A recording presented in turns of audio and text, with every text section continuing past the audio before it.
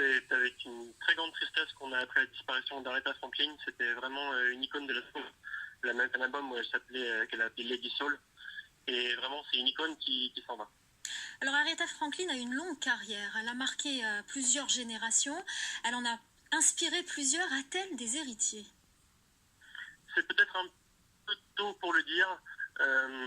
Aretha Franklin, c'est quelqu'un qui représente vraiment l'épopée de la soul. La soul, c'est une musique qui a nourri énormément de musique, le rock'n'roll, qui s'est nourri du rhythm and blues également.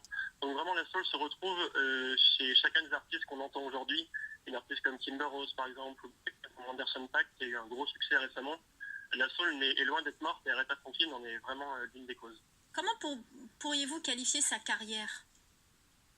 Sa carrière a été pour le moins mouvementée. Elle a commencé sa carrière très tôt, vous l'avez dit, à l'âge de 7 ans.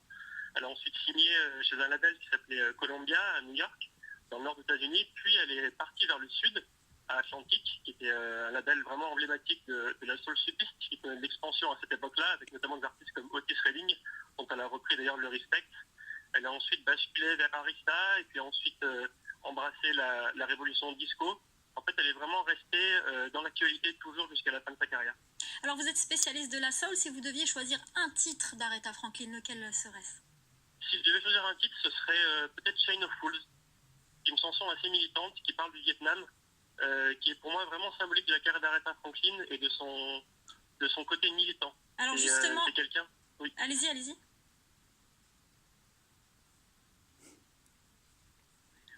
Alors Allô, oui. justement, Aretha Franklin était une militante féministe. Ça a aussi marqué sa carrière.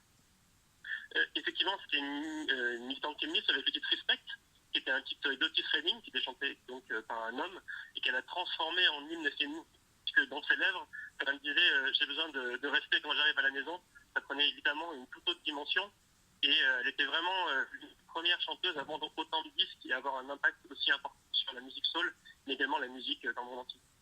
Merci beaucoup à Nicolas Roger, auteur du livre La Soul en 100 disques. Merci d'être intervenu sur notre antenne sur le décès d'Aretha Franklin.